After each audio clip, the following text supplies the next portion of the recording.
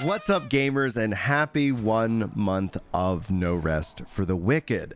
For those of you who are wondering where is the patch is going to be trying to come out sometime today, and when it does, I'm going to be sure to cover the patch notes. But if it's not ready, the devs are going to make sure that it is cooked and juicy, and so it could potentially shift into maybe a tomorrow release. But as we prepare for that update, the devs are already sharing even more details about what is coming in what they call the biggest patch yet, patch number 2.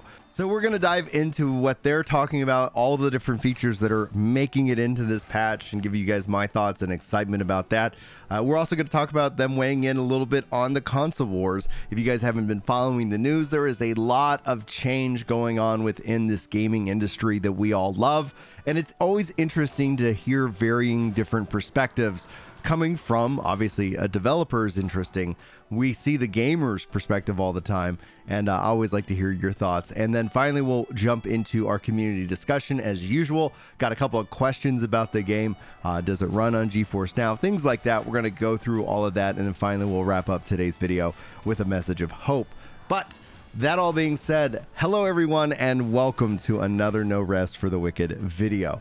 Just as a feature that is coming into this, big rendering things are coming to this game this week. They've also separated transparency rendering from the main rendering, which means better visual effects quality, sharper and more lively in motion. And I like how they see this DLSS. This is something that is currently a UI marker in the game, but it is not ready at this time. If you guys haven't, or if you do have access to DLSS, it is really truly a cool technology. And what is rumored right now with the Switch 2 is the Switch 2 will also have DLSS. And I think when we talk about gaming, especially in the age of AI, it isn't all bad. There's going to be some really cool things that we're going to get out of it, and that can be a much easier level of hardware footprint to having a higher quality enjoyment or a fidelity experience in these games. So I'm excited to see that that's making its way and that they're updating the rendering.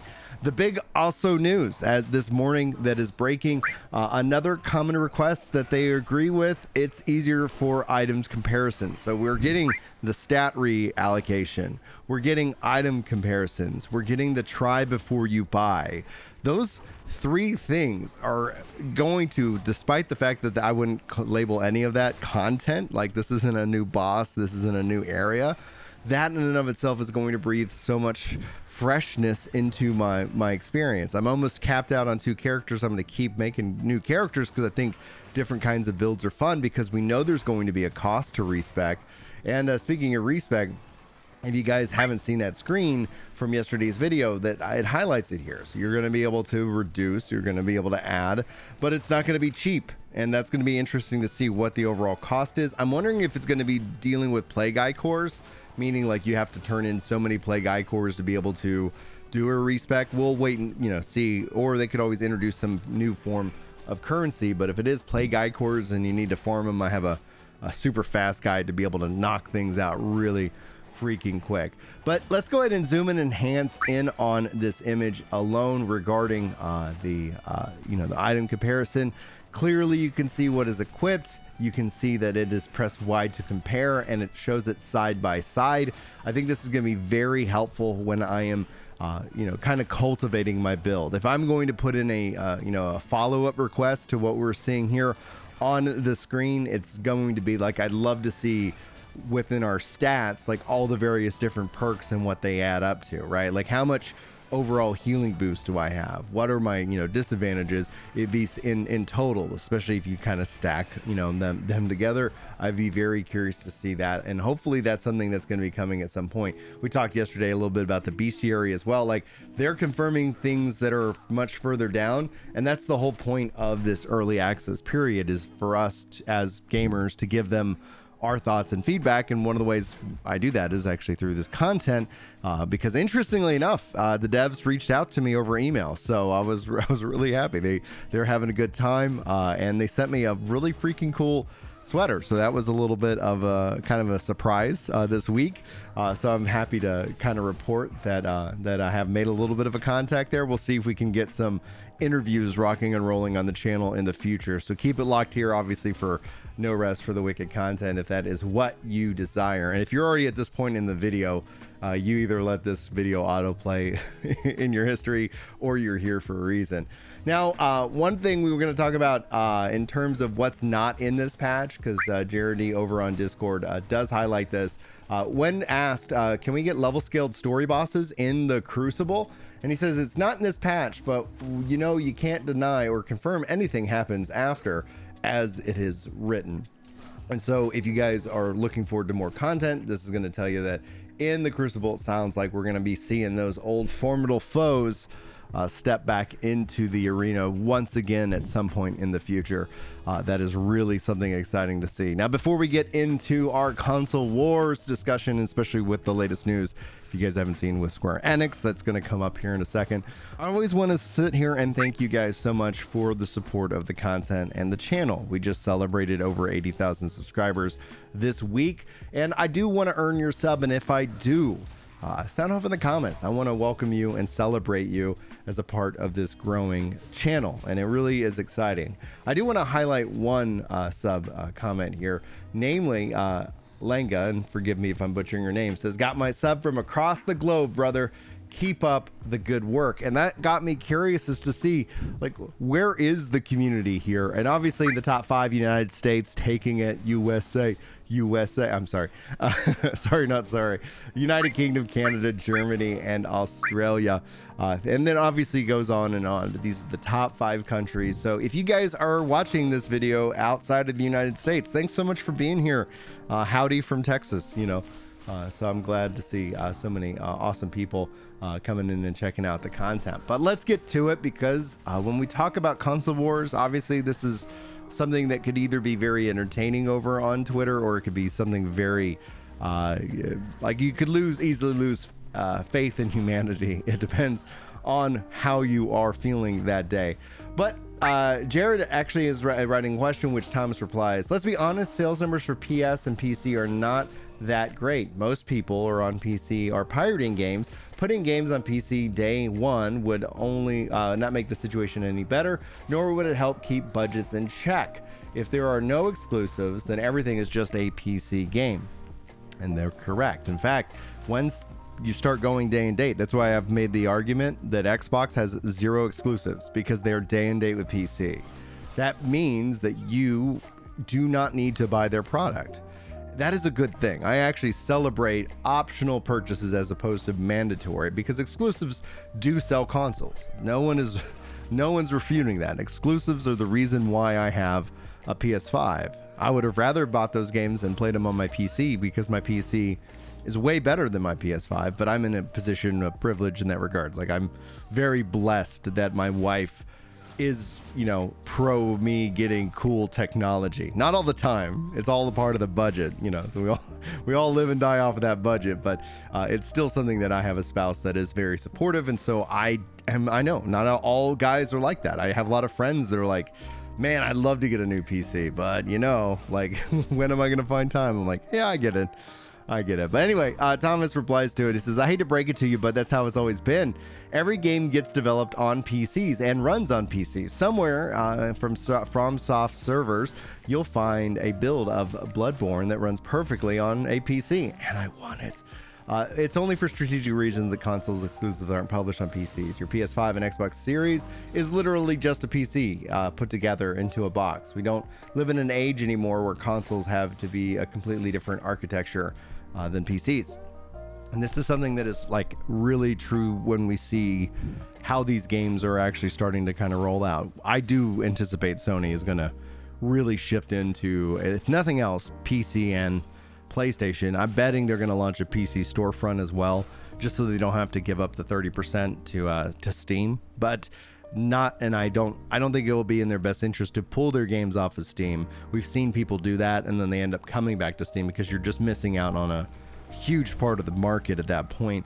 But having a competitive option that gives you, the buyer, more options, more choice, you know, more flexibility where it comes to buying your games. Now, Tom Warren was tweeting out, Microsoft games that are exclusive to one piece of hardware are going to be a smaller and smaller part of the industry. Sony first party can be grown on PC to help operating profit. Square Enix will aggressively pursue multi-platform strategies. What's next? Every week so far, it feels like in the last couple weeks, has just been kind of one big story after the other. Not all good news. We covered obviously the layoffs here earlier in the week, and here we are. Now we're talking about the console wars. But let's dive into our community discussion. I think there's some really cool things here. Dirt Rabbit writes, "Hey community, if anyone was checking in progress on Steam crosses over to GeForce Now, all this talk and how great the service is, it sounds too enticing, but I've got so much time sunk into the Steam version and to swap over and just forget it." And the good news is it's all Steam, so GeForce Now, it's the Steam version of this game, so it will cloud sync over to GeForce Now. So whenever I log in, whether I log in on my Steam Deck, my PC, or on GeForce Now, my characters are all there, and it's really quite convenient. But there is one thing I want to kind of caution you guys on, is that sometimes the Steam Cloud Sync might mess up. So what I do to fix that is I make sure I log in on whatever device I last logged in. So if I was playing on GeForce Now and then I was trying to switch over to my Steam Deck and Steam Deck says Cloud Sync out of error, I make sure I fire up the GeForce Now version so that it does officially push that to the cloud, and thus I can continue my progress. So just be aware, I messed up actually with Enshrouded. I was like, oh, Cloud Sync's out of sync, and then I just started a new file,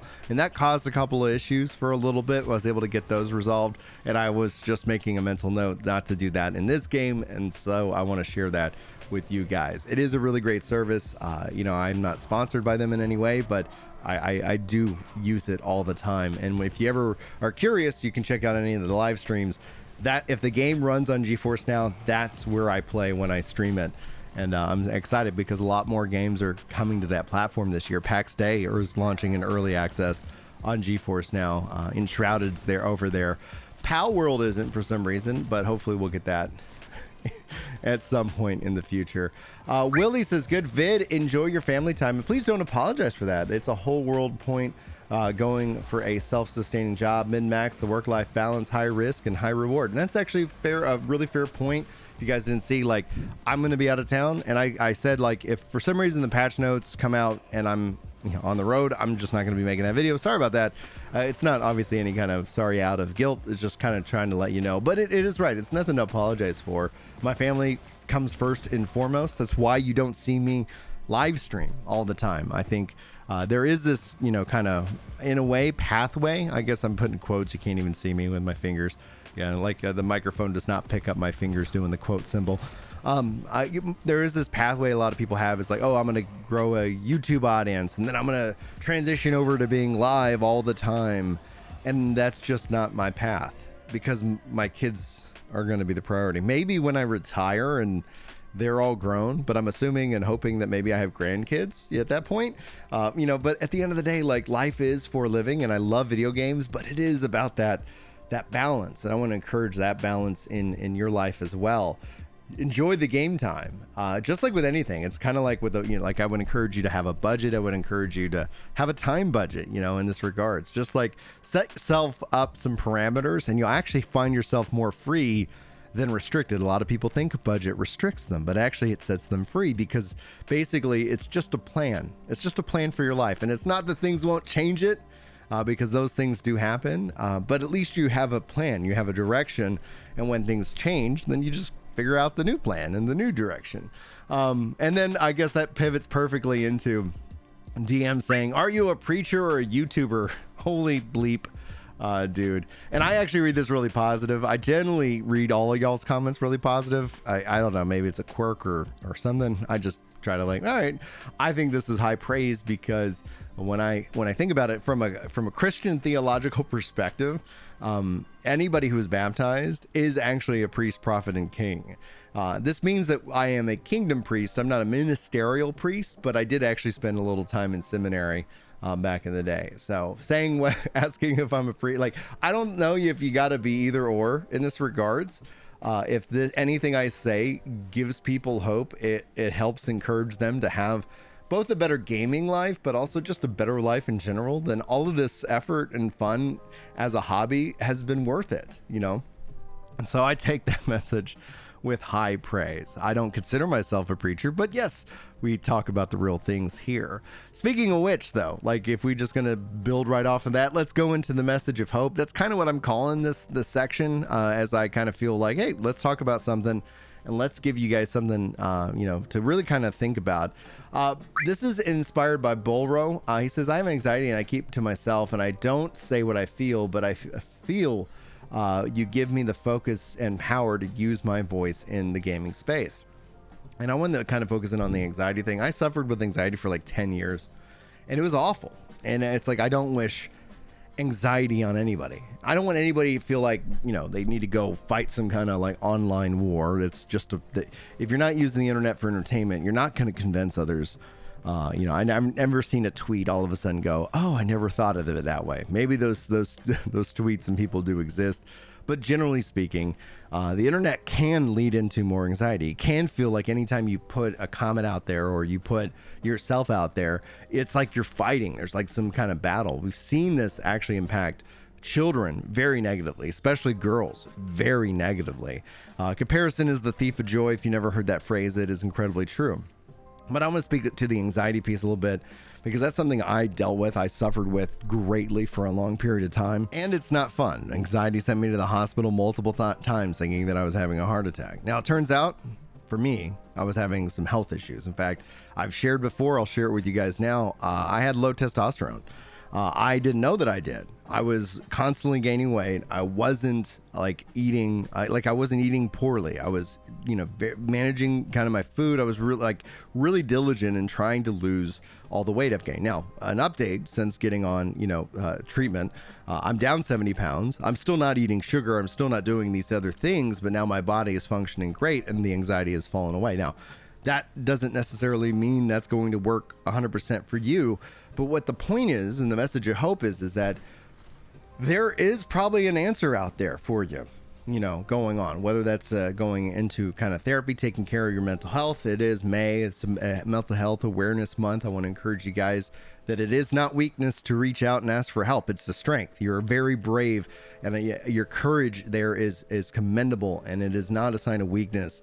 It is a sign of your strength. So never fear like you have to you can't reach out. In fact, I always keep my DMs open. I would encourage you to hit me up on Discord if you ever need to talk.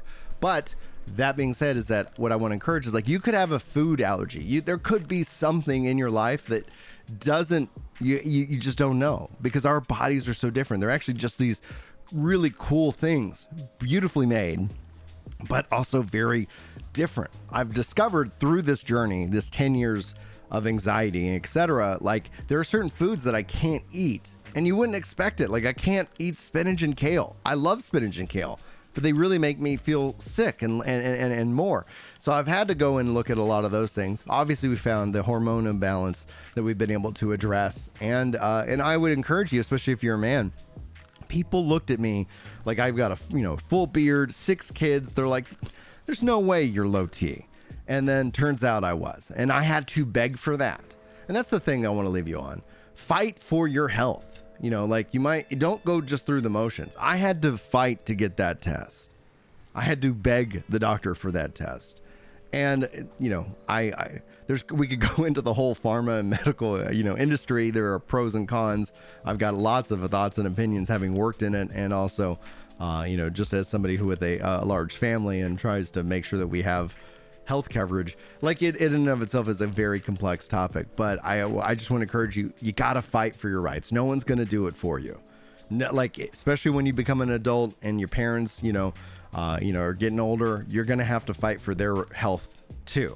And it is sucks that it's got to be a battle, but it's something that I think a lot of people just lull themselves into. Like, well, the doctor said this, the doctor said that. It's like the doctor's human too, man. So that's something that I had to deal with. Lots of little doctors along the way. Found a couple that were really just, absolutely top notch. Couples that were just kind of, checking the boxes and going through the motions. And just don't give up on yourself, man. Just don't give up. That's the best message that I can give you guys. There is an answer somewhere out there. It might take 10 years to find it. And I can tell you, it is way better having, had that experience that I can relate to people. So I don't bemoan that experience. I can relate to people who have anxiety. I didn't know what anxiety was. My dad has anxiety. He has social anxiety, but I didn't know what it was. But that experience helped me relate to my dad more. I was like, oh my gosh, this is how you feel all the time around people. Like, oh my gosh, this is horrible. But that's going to wrap it up for this video. Thank you so much to the members who keep this channel rocking and rolling. Thank you guys so much for the likes on these videos, as it's a great free way of supporting the content. If you guys want more options of support, you can check the links in the description. I've got a couple of affiliate deals there. But outside of that, thank you so much for being here. Hopefully you enjoyed this video. As always, I hopefully will see you in the next one. But until then, guys, take care.